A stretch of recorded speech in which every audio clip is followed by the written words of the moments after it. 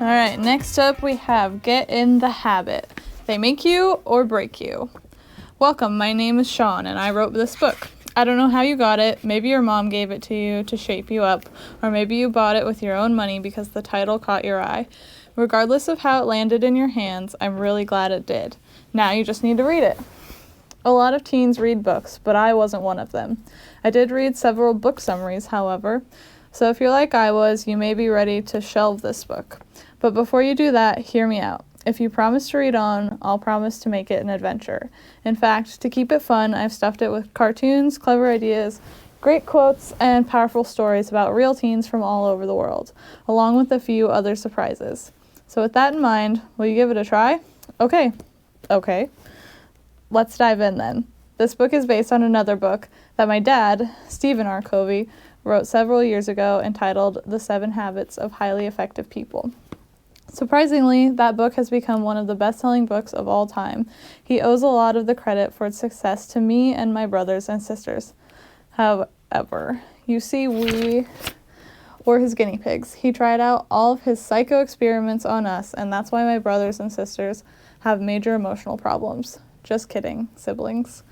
Luckily, I escaped uninjured. So why did I write this book? I wrote it because life for teens is no playground. It's a jungle out there, and if I've done my job right, this book can be like a compass to help you navigate through it. Unlike my dad's book, which was written for old people and can get really boring at times, this book was written especially for teens and is always interesting. Although I'm a retired teenager, I still remember what it was like to be one. I could have sworn I was riding an emotional roller coaster most of the time. Looking back, I'm actually amazed that I survived. Barely. I'll never forget the time in 7th grade when I fell in love with a girl named Nicole. I told my friend Claire to tell her that I liked her. I was too scared to speak directly to girls, so I used messengers. Claire completed his mission and returned and reported. "Hey, Sean, I told Nicole that you liked her." "What'd she say?" I asked impatiently. "She said, 'Oh, Sean? He's fat.'" Clara laughed. I was devastated. I felt like hiding in my room and never coming out again. I vowed to hate girls for life. Luckily, my hormones prevailed and I began liking girls again. I've interviewed a lot of teens in the making of this book. I suspect that some of the struggles they shared with me will be familiar to you too.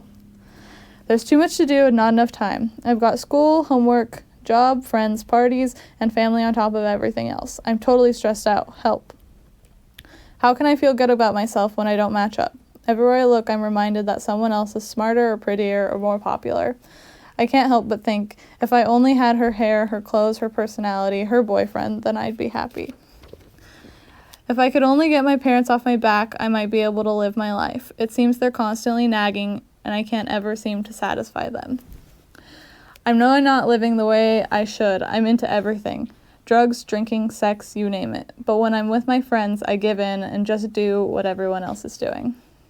I've started another diet. I think it's my 5th one this year. I really do want to change, but I just don't have the discipline to stick with it. Each time I start a new diet, I have hope, but it's usually only a short time before I blow it, and then I feel awful. I'm not doing too well in school right now. If I don't get my grades up, I'll never get into college. I'm moody and get depressed often, and I don't know what to do about it. I feel as if my life is out of control. These problems are real and you can't turn off real life. I won't pretend you can. Instead, I'll give you a set of tools to help you deal with real life. What are they? The 7 habits of highly effective teens, or said another way, the 7 characteristics that happy and successful teens all over the world have in common. By now, you're probably wondering what these habits are, so I might as well end the suspense. Here they are, followed by a brief explanation.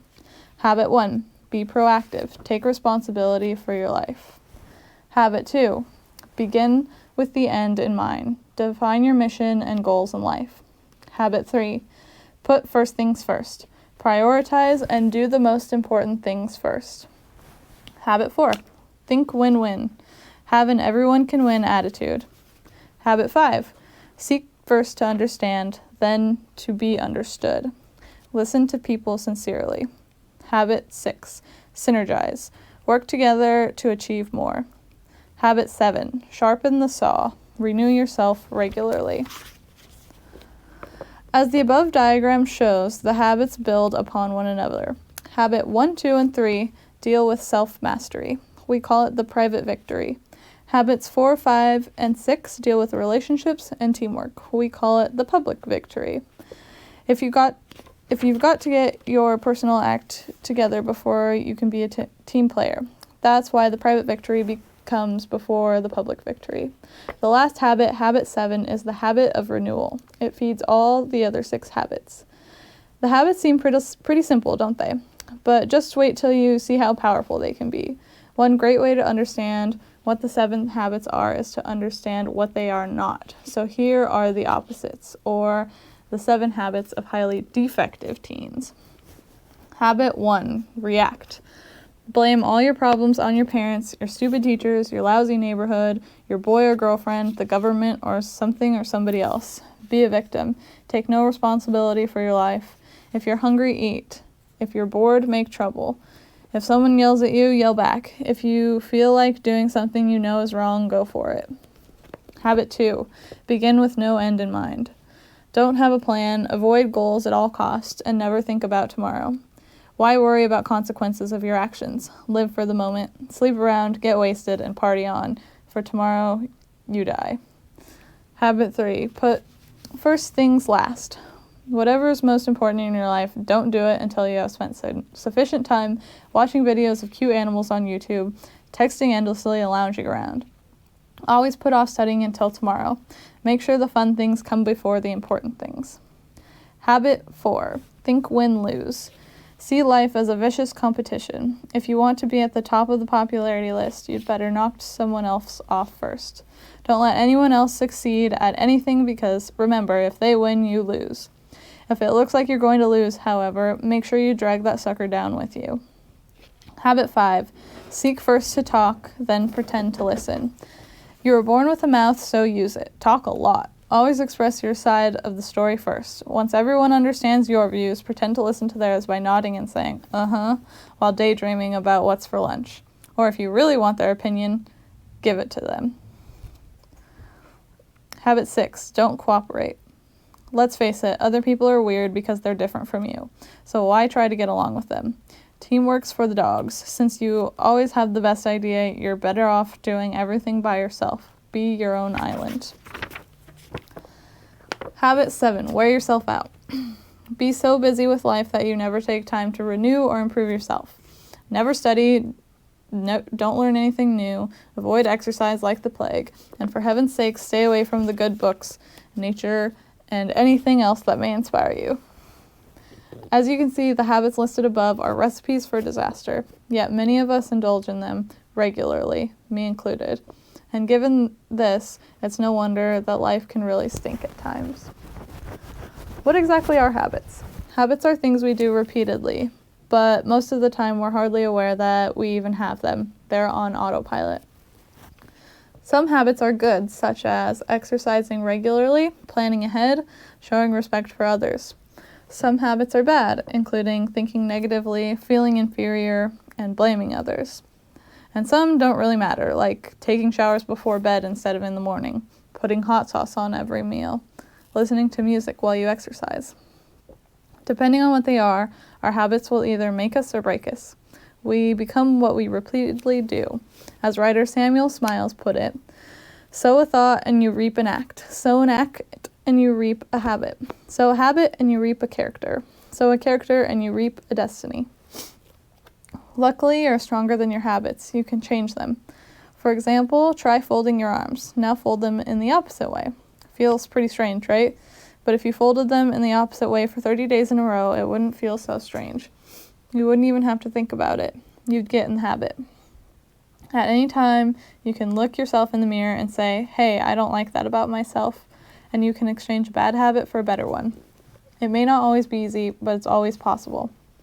Maybe not every idea in this book will work for you, but you don't have to be perfect to see results either. Just living some of the habits some of the time can help you experience changes in your life you never thought possible. The 7 habits can help you get control of your life, improve relationships with your friends, make smarter decisions, get along with your parents, overcome addictions and self-destructive habits, define your values and what matters most to you, get more done in less time, increase your self-confidence, be happy, find balance between school, work, friends, dating, and everything else. One final point. It's your book, so use it. Get out a pen or highlighter and mark it up. Don't be afraid to underline, circle, or bookmark your favorite ideas. Take notes in the margins, scribble, reread the stories that inspire you, and memorize the quotes that give you hope. Try doing the baby steps at the end of each chapter, which were designed to help you start living the habits immediately. You'll get a lot more out of the book if you do.